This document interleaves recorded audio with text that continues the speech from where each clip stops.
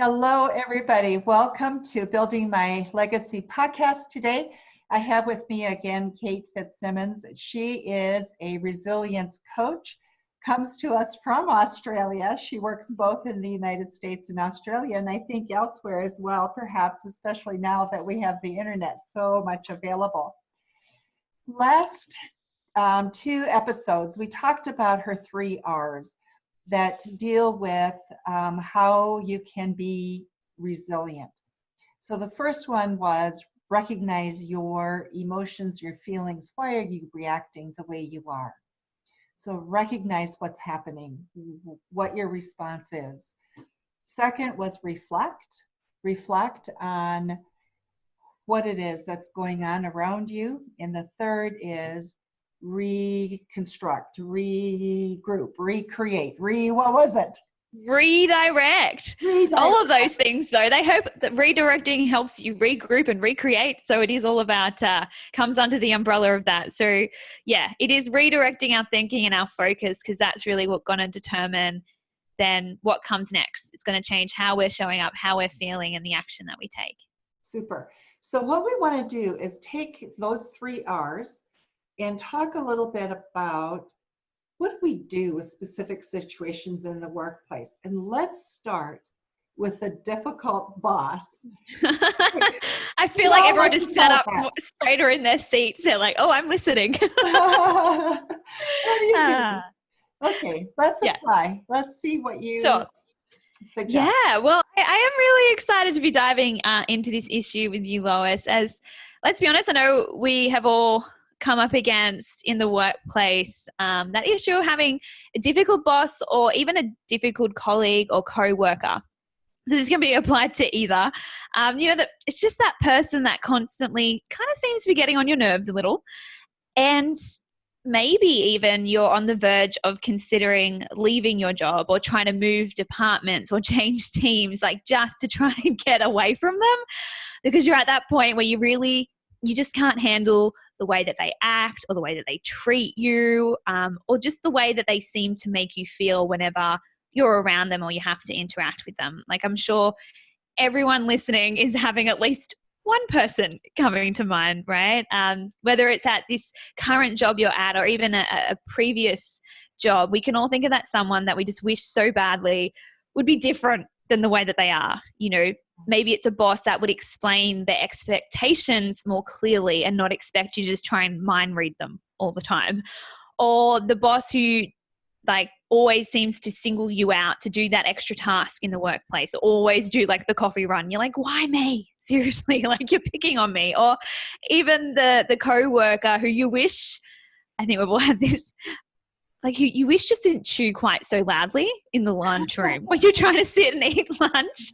Or, the one who maybe takes a lot of the credit for an idea that you come up, is often, not really recognizing you and trying to take the credit for something you came up with. Whatever their behavior is that it seems to frustrate you, I just really want you to have front of your mind as you listen to this, that particular person, because over these next 15 minutes or so, I'm really going to walk you through, using my 3 R's, how to completely transform this relationship you have with them so they stop, firstly, frustrating you, and most especially getting in between you and your goals in the workplace, and from being the kind of employee or teammate that you really want to be for your workplace or whatever environment it is that you're working in. I'm telling you, I can help you completely change it. I really believe it only takes one sane person to change a relationship, and I'm going to show you how. But I do want to give a bit of a warning. Yes, but I know that some of this can be a little bit, it's tough love. Some of what I teach is tough love because I get it.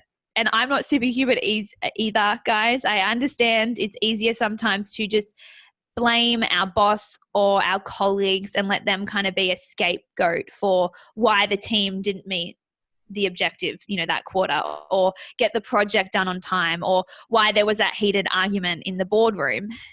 Because if you think about it, if we leave it as, it's their fault and we can't control them, then it kind of we don't have to take any action or responsibility then. It's like, well, I don't have a choice but to be victim to their behavior or their management style, and there's nothing I can do about it.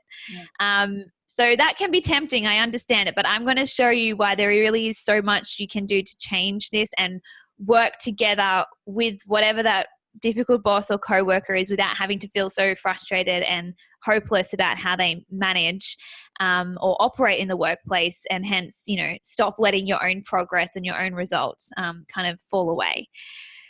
So I'm going to show you using these 3 R's. You can have that boss that you don't, doesn't show up how you'd ideally like them to, and still hit companies' objectives. And most importantly, enjoy your job. I think that's so important to, really be proud of who you're showing up as in the workplace, and just enjoying and loving being part of that team. It's super important, I think. You only get one life, and we spend so many hours of it at work. So as you mentioned, so we've been talking about these 3 R's, and this first R, as you mentioned, is to recognize. And I do this by saying, this is just dealing with this is focusing on difficult behavior, but of course anything that is in regards to bullying or any sort of abusive behavior is of course a different topic, and definitely should be addressed by, the appropriate support systems within your organization. But we are just covering that general overall difficult behavior of a boss who just constantly feels like a pain in your backside. So, I just wanted to preface that there are, of course, exceptions to this if there's any sort of threat to your own safety or well-being. But the recognize is just about, as you mentioned, really seeing clearly the true cause of your frustration. It's not something that's happening to you or outside of your control. It's not something out there in the world. In fact, this kind of blows people's mind that a difficult person is not an outside circumstance. Difficult people don't just exist out there in the world. And we can see the truth of that by just separating out the facts of the situation from all our thoughts and interpretations and beliefs about it. For example, maybe, as I said, your colleague is sitting there chewing with their mouth open, or, maybe they deliver their part of the project 3 hours later than what they said they would, or your boss changes the deadline on you 3 times in a row. And all of those are neutral facts, right? This neutral outside circumstance that doesn't have any meaning within themselves. Then each of those facts don't cause you to feel any sort of frustration until you have thoughts like, I wish they didn't do that. That's so frustrating. That is so difficult. They are difficult, right? We label that behavior difficult. It is not an outside thing. It's not until we think that and our interpretation of it being difficult that then we cause ourselves to feel frustrated or irritated or resentful towards them. So true. Does that make sense? Yeah.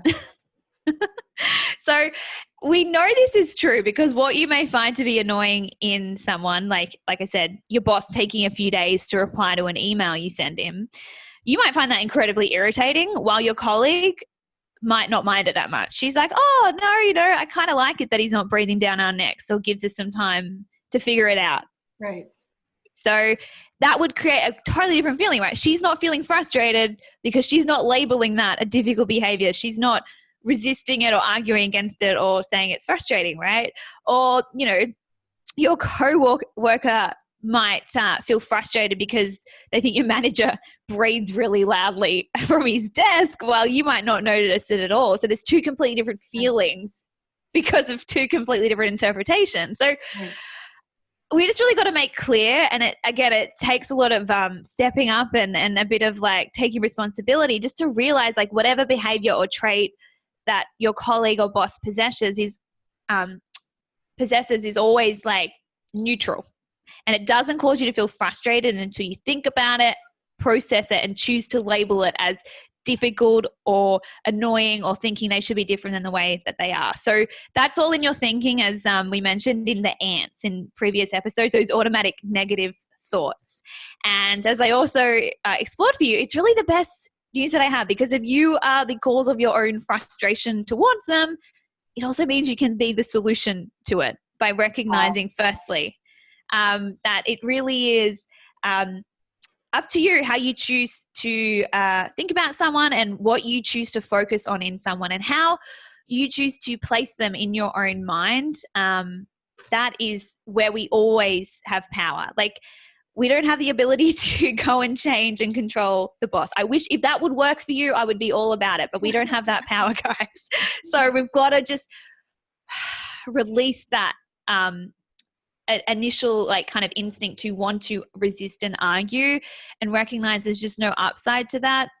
And I really want to show you that you can change your frustration without anything outside of you changing. We don't need to constantly change jobs to escape our frustration or stop feeling annoyed about that person. We simply need to just take the next 2 steps in this 3R strategy. So as I said, firstly is recognizing, separating the facts from your story to see you really are the cause of your frustration. And now it's about reflecting upon the impact and the values of these thoughts, because it is very tempting to want to stay in victim and blame mode, especially as most of us are literally brought up believing that it is the world and the people around us that's causing how we feel.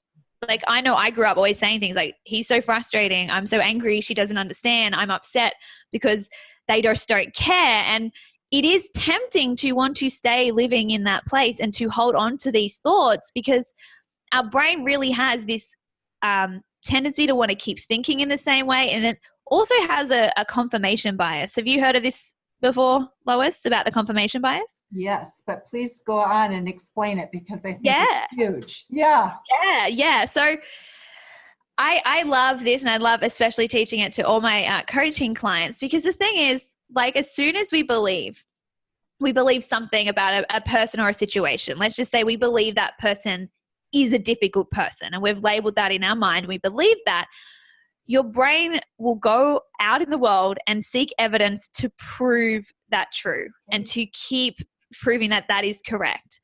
And this isn't intentional. It's your brain needing to find correlation and support for this belief. And the problem with that, like, it is often helpful if we have really great beliefs and helpful beliefs and beliefs that empower us. But when they're not helpful, the problem is that we're actually able to see little else that doesn't fit within our belief system.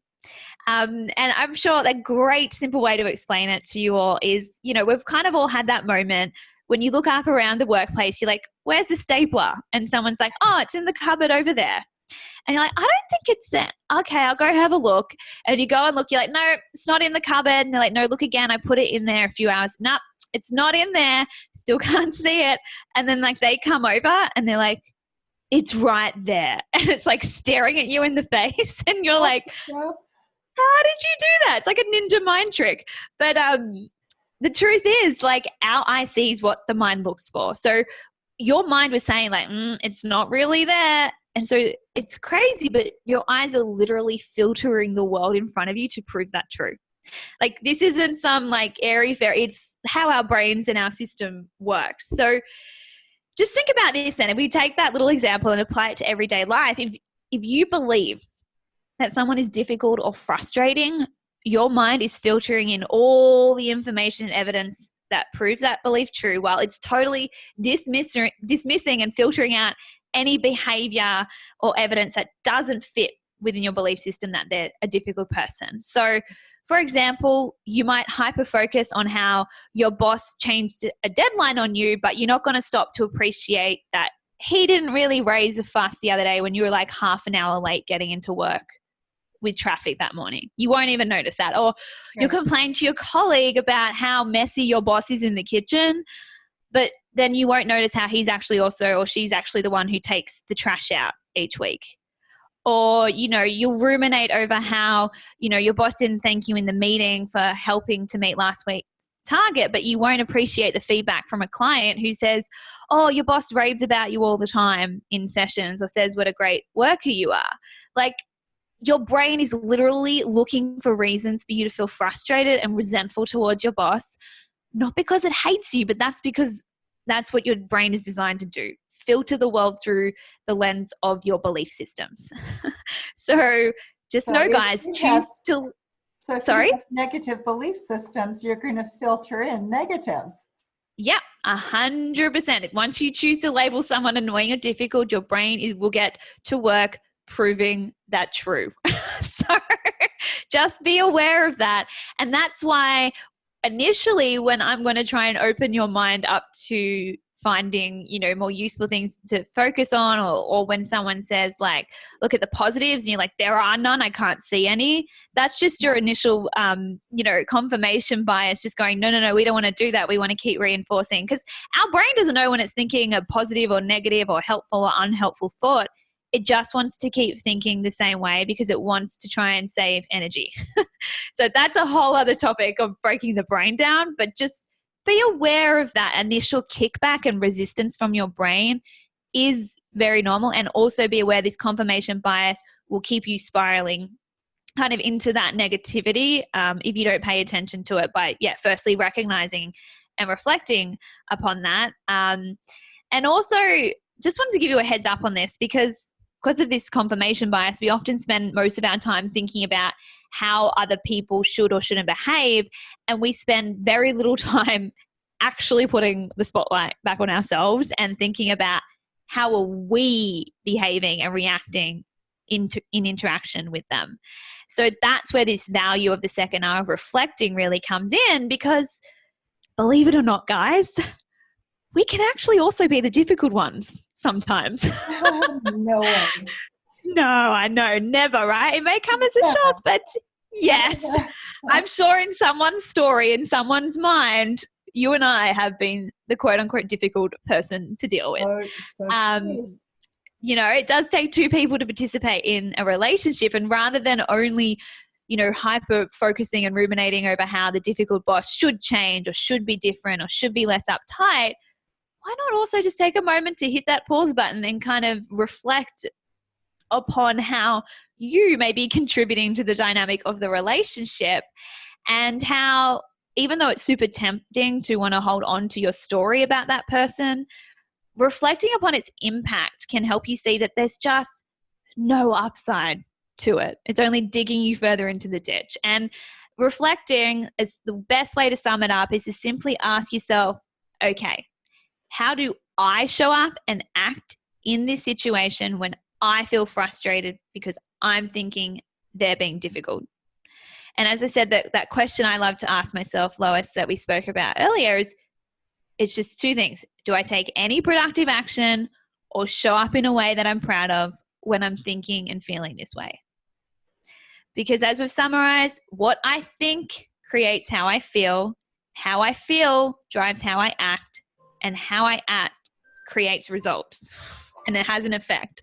So if my boss says, you didn't put enough detail in this report, do it again, and I think he's so difficult, I'll feel frustrated.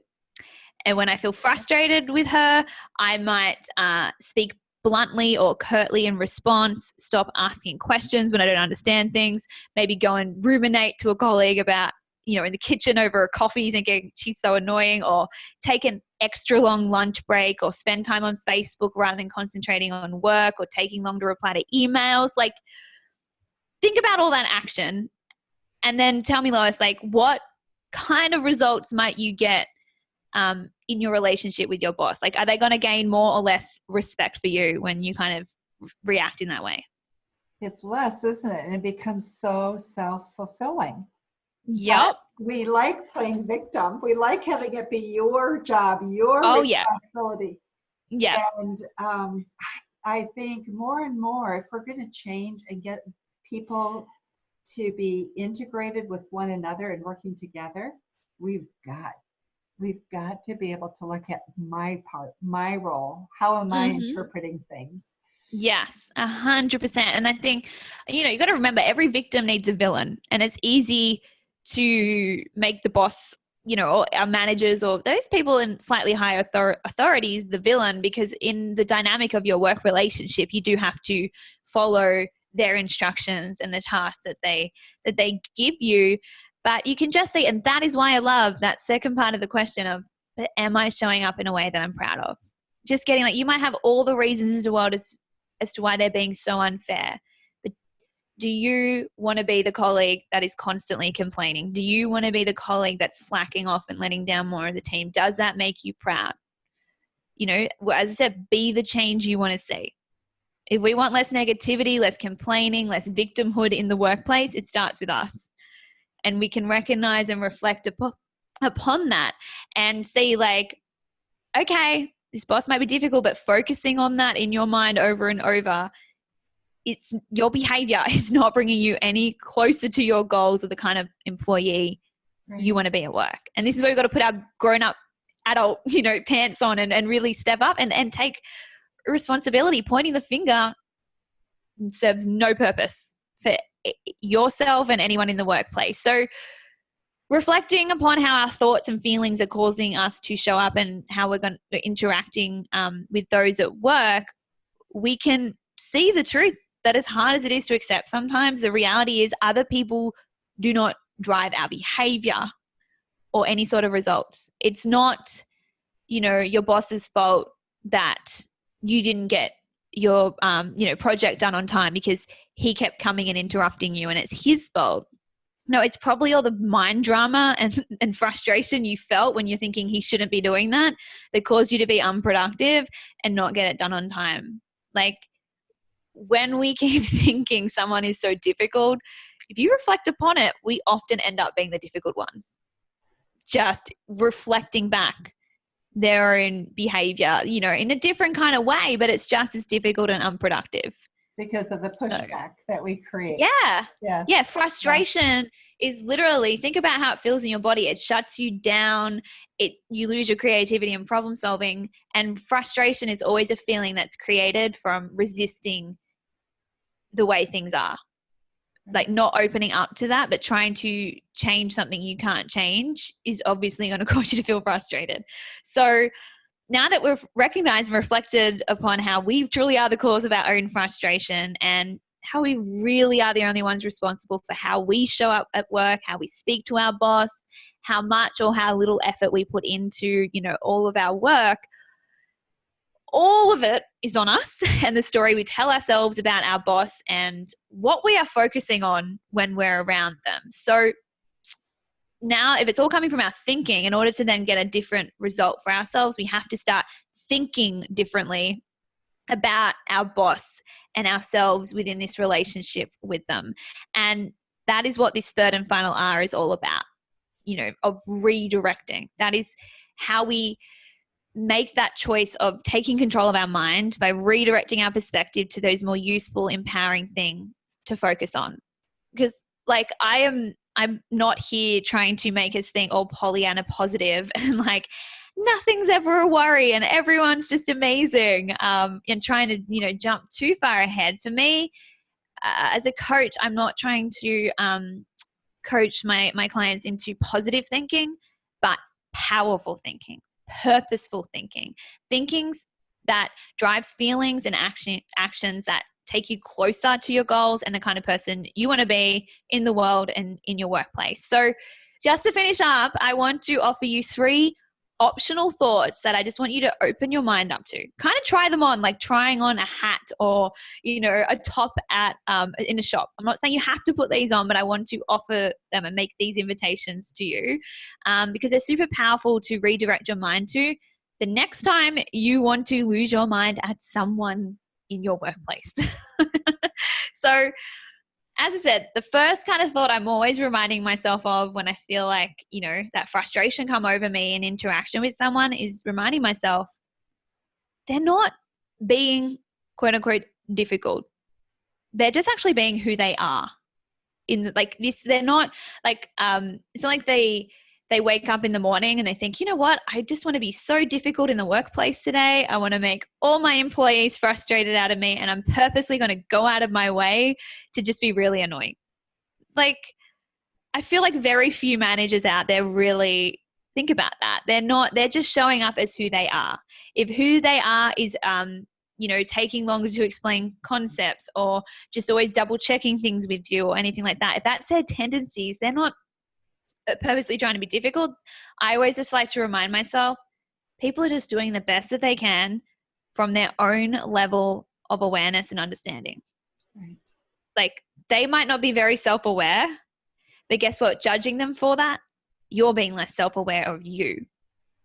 So just reminding myself they're doing the best they can. They're doing the best they can, even if their behavior is very, unfair and it seems like, but truthfully, that is their best. Even if their best is terrible in your eyes, it's still their best for them. And I love to remind myself of that, because rather than feeling this intense frustration, I'm able to kind of soften it into more compassion and acceptance. Because I think about, if I'm being the difficult person, that's what I would really like in response to someone, to just remember I'm a human being doing the best that I can. Because that's what our bosses are, believe it or not. Even if they're, in super powerful positions or whatever, they're still humans at the end of the day, with real life challenges going on in their personal life and all of that stuff. And so we need to just take away the titles that they sometimes have and just remember, like, we don't even know what's going on in their life and their minds and all of that. And that just helps me take a breath and feel more compassion. And then when I feel more compassionate, I am not running then to my coworker to, ruminate about it. I am not huffing and puffing and, slamming doors and whatever it is, like getting that little bit frustrated or picking up my phone to text my friend about how annoying my boss is. Like, because I'm like, oh, that's right. They're human just like me. And sometimes, yeah. So that helps, I think. And another one, if I can't quite wrap my brain around that person, not being difficult, my brain really wants to argue that they are very difficult to work with, I just change it a little to, okay, like my boss is challenging to work with, and that's okay. So the difference between this is, like, firstly, we say my boss is so difficult. There's always a silent sentence that follows of, and they shouldn't be. Like, think about it. It's almost like, well, my boss is so difficult. And it's like, so what? Well, they shouldn't be. Like, we're kind of resisting, but those last 3 words of, and that's okay, can kind of help you step back and stop resisting that reality and resisting their behavior and kind of step more into acceptance. Byron Katie has a quote of, you can argue with reality, but you'll lose only 100% of the time.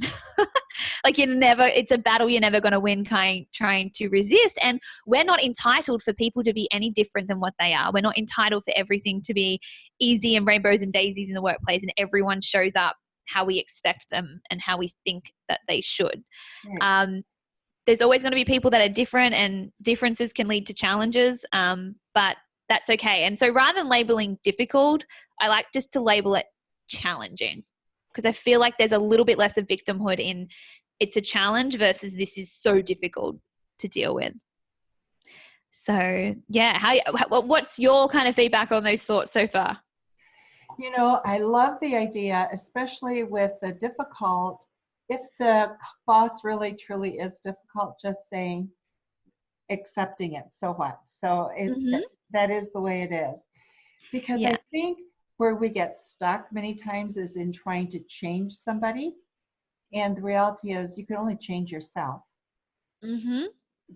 And part of the frustration comes from that drive, that need, that desire to change. Because if we can't, then we feel somewhat out of control. But if you accept it, then it's like you're back in control. Because you have acknowledged the constraints. Yes. Yeah. I think that's it's so true. And I just want to take that one step further. We can really take this self-coaching to another level. And what I've always try and work on once I've kind of breathed into that acceptance and just keep reminding myself, and that's okay, is actually to just get curious even about the possibility that you can actually be thankful for the difficult people in your life, in the sense of sometimes they're a beautiful example of exactly how you don't want to show up in the world and how you don't want to treat people. And really recognizing how it feels to be at the receiving end of some of those actions and interactions, and how it really does leave a lot to be desired. Like, it can really, again, just that idea of being the change you want to see. Difficult people really are some of our greatest teachers to do this work, to do this work on our minds and taking responsibility for who we're being and our own actions. And it's not saying you have to give up who you are to connect with and learn from a difficult boss or colleague, but this is an opportunity you actually have to learn some new skills, some new communication and social skills, and challenge yourself to do more and be more for yourself and others, and broaden your own capabilities. And whether we need to do so in our communication or our patience or our courage or our compassion for other people, like, this is where we have the opportunity to put that into practice when we come up against people who show up in this world differently from the way that we wish they would. The reality is we can't grow unless we have those challenges. That is so very, very true. So I mentioned last time that powerful questions are a great way to redirect our minds when they're spinning on our ants, our negativity about that person. And something I really love to use to redirect my mind is this question. When I'm thinking they shouldn't be acting that way, they're so difficult, I love to ask myself, so how can I take one of their flaws to better one of my own? Like, if we're thinking, they're too much of a micromanager, or, they're too strict, or like whatever it is, or they don't listen properly, or they don't, they're not open-minded enough, or whatever it is we're complaining about.